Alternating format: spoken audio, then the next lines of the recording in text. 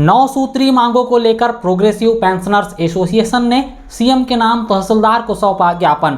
प्रदेश नेतृत्व के आह्वान पर बुधवार को प्रोग्रेसिव पेंशनर्स एसोसिएशन इकाई कटंगी ने तहसील कार्यालय पहुंचकर मुख्यमंत्री डॉक्टर मोहन यादव के नाम तहसीलदार छवि पंत को 9 सूत्री मांगों को लेकर एक ज्ञापन सौंपा है।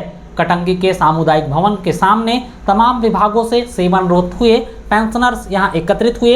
यहां से रैली निकालकर नारेबाजी करते हुए सभी तहसील कार्यालय पहुंचे, जहां तहसीलदार को ज्ञापन सौंपा। ज्ञापन के जरिए पेंशनर्स ने केंद्र और कई राज्यों की सरकारों की तर्ज पर पेंशनर्स को दिए जाने वाले 50% की दर का महंगाई राहत प्रदान कराने की प्रमुख मांग रखी। पेंशनर्स ने कहा कि भाजपा पार्टी ने चुनाव के दौरान 50% महंगाई भत्ता देने की घोषणा की थी, किंतु राज्य में पुनः सरकार बनाने के बाद इस पर अब तक अमल नहीं किया गया। पेंशनर्स ने मध्य प्रदेश और छत्तीसगढ़ राज्य की धारा 49 को समाप्त करने और केंद्रीय तिथि से महंगाई भत्ता दिए जाने की मांग रखी। एसोसिएशन ने पेंशनर्स के लिए आयुष्मान स्वास्थ्य योजना और स्वास्थ्य बीमा लागू करने की भी मांग रखी। पेंशनर्स ने कहा कि मौजूदा वक्त में शासन 80 वर्ष की आयु पूर्ण होने के बाद 20% की दर से पेंशन में वृद्धि करती है, जबकि माननीय उच्च न्यायालय के निर्णय अनुसार 69 वर्ष की आयु पूर्ण करने वाले पेंशनर्स को 20% का लाभ दिया जाना चाहिए। हमारे महोदय जी 9 सूत्री मांगे हैं, जो प्रांत इकाई से वहाँ से निर्देश के अनुसार 9 मांगे हैं हमारी, जिसमें प्रथम मांग है कि हमारे रेगुलर कर्मचारियों को और केंद्र सरकार के कर्मचारियों को 50% डीए जिसको भत्ता कहते हैं वो दिया जा रहा है, लेकिन जो बुजुर्ग लोग हैं जो सेवानिवृत्त हो चुके हैं अधिकारी और कर्मचारी, उन्हें 4% पीछे रखा गया है।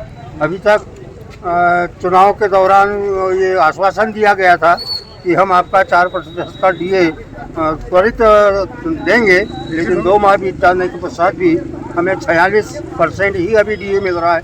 तो हमारी मांग है कि हमें केंद्र के बराबर और राज्य नियमित कर्मचारियों को के बराबर 50% का डीए जो है अतिरिक्त भत्ता जो मिलता है वो दिया जाए। पेंशनर्स ने 30 जून और 31 दिसंबर को सेवानिवृत्त होने वाले पेंशनर्स को एक वेतन वृद्धि का लाभ प्रदान किए जाने की मांग रखी।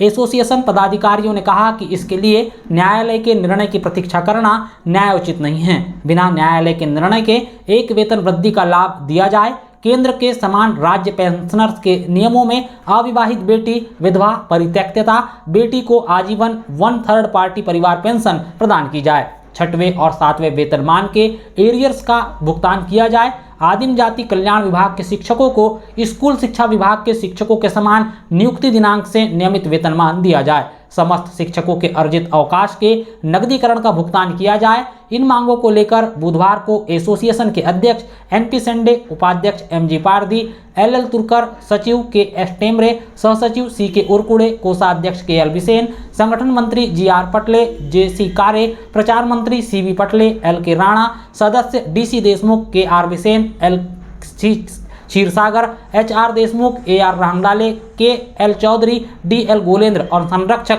DC चौधरी, रामचंद्र तुर्कर, SL पटेरिया, टीकाराम बिसेन अपने अन्य पेंशनर साथियों के साथ तहसील कार्यालय पहुंचे, जहां उन्होंने मुख्यमंत्री के नाम ज्ञापन सौंपा। अन्य दूसरी मांगे हैं कि हमारी जो 80 वर्ष की आयु पूर्ण होने पर 20% अतिरिक्त डीए मिलता है, अभी तक दिया जा रहा है, उसे हाई कोर्ट के निर्णय के अनुसार 79 वर्ष रखा गया है। तो वो जो 79 वर्ष पूर्ण हो जाने पर अधिकारी और कर्मचारियों को 20% का डीए दिया जाए। तीसरी ये मांग है कि 30 जून और 31 दिसंबर को जो कर्मचारी अधिकारी सेवानिवृत्त हो चुके हैं उन्हें 1 जुलाई से और 1 जनवरी से डीए की एक पात्रता दी जावे। क्योंकि छत्तीसगढ़ राज्य ये योजना में को अमल में ला रहा है, वहाँ चालू हो चुका है। और एक मांग ये है कि छत्तीसगढ़ राज्य अलग हो चुका है और मध्य प्रदेश राज्य, उस समय जब छत्तीसगढ़ राज्य अलग हुआ था, नया था, तो धारा 49 जो है वो लागू की गई थी। यानी जो छत्तीसगढ़ देगा तो मध्य प्रदेश देगा, मध्य प्रदेश देगा तो छत्तीसगढ़, यानी दोनों राज्यों की सहमति जताई गई थी। किंतु अब इसकी आवश्यकता नहीं रही, इसे समाप्त किया जाए। इस धारा को विलोप किया जाए।